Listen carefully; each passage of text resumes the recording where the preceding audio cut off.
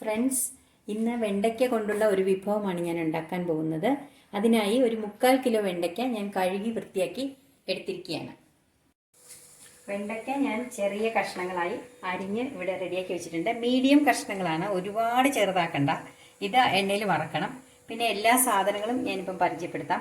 അതിനു മുമ്പ് എപ്പോഴും ചോദിക്കണ പോലെ സബ്സ്ക്രൈബ് ചെയ്യണം, ലൈക്ക് ചെയ്യണം, കമൻറ്റ് ചെയ്യണം. ഇനി സാധനങ്ങളെല്ലാം ഞാൻ പരിചയപ്പെടുത്താം എന്തൊക്കെ വേണം. ആദ്യം പൊടി എന്തൊക്കെയാണ് വേണ്ടതെന്ന്. ഇത് മല്ലിപ്പൊടി, മുളക് പൊടി, ഉപ്പുപൊടി, മഞ്ഞൾപ്പൊടി. തേങ്ങയില്ലാതെ ഉണ്ടാക്കുന്ന തീയലാണിത്. പിന്നെ കടുക്, വെളിച്ചെണ്ണ, ഇത് ചുവന്ന മുളക്, പച്ചമുളക്, കരിവേപ്പില, പുളി പിഴിഞ്ഞ് വെച്ചിട്ടുണ്ട്. ഇത് സവാള ഉള്ളി അരിഞ്ഞ് വെച്ചിട്ടുണ്ട്. ഇനി ഗ്യാസ് ഓൺ ചെയ്യാം. ആദ്യം വെണ്ടയ്ക്ക വറുത്തെടുക്കണം. ചൂടായിട്ടുണ്ട്. ഇപ്പോൾ വെണ്ടയ്ക്ക എണ്ണയിലേക്ക് ഇട്ട് വറുത്തെടുക്കാം. നല്ലോണം വറക്കണം.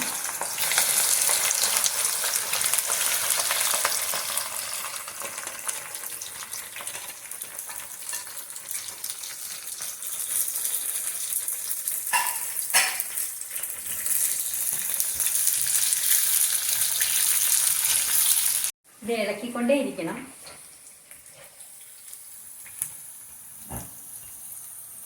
ഇതിപ്പോൾ പാകമായിട്ടുണ്ട്. ഇത്രയും മതി വറുത്തത്. ഇനി ഗ്യാസ് ഓഫ് ചെയ്ത് ഒരു പ്ലേറ്റിലേക്ക് നമ്മളിത് കോരി മാറ്റണം. അതിനുശേഷമാണ് ബാക്കി ജോലി വരുന്നത്. ഇത് കോരി മാറ്റുവാണ്. കടുക് ഇടണം.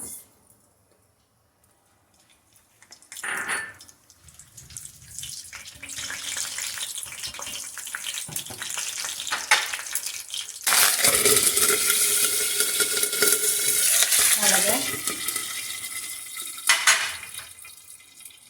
പച്ചമുളക്,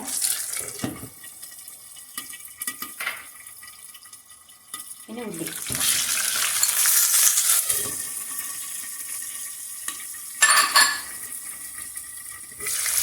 ഇതൊന്ന് നോക്കണം.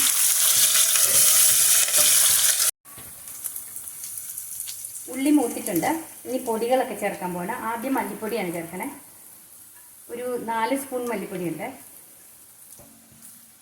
അത് തീ കുറച്ച് വെച്ചിട്ട് ഒന്ന് മൂക്കണം. മഞ്ഞൾപ്പൊടി, ഉപ്പുപൊടി, മുളക് പൊടി. തീ കുറച്ച് ഒന്ന് മൂക്കണം.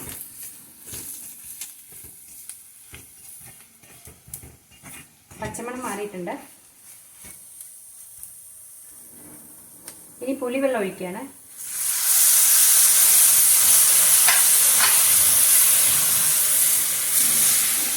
പുളിവെള്ളം ഒന്ന് തിളയ്ക്കണം.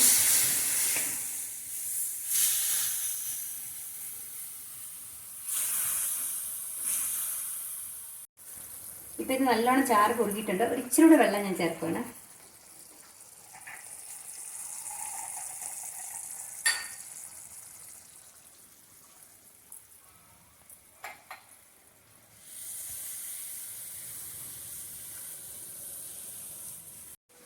ഇത് പാകമായിട്ടുണ്ട്. ഇതിലേക്ക് വെണ്ടയ്ക്ക ഇടുകയാണ്.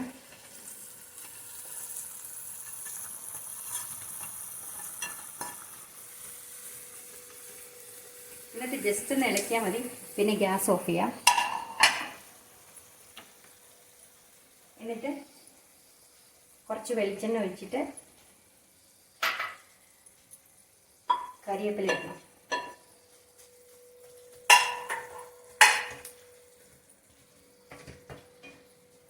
ഇപ്പം വെണ്ടയ്ക്ക കൂട്ടാൻ തീയൽ റെഡി ആയിട്ടുണ്ട്. വെണ്ടയ്ക്ക തീയൽ.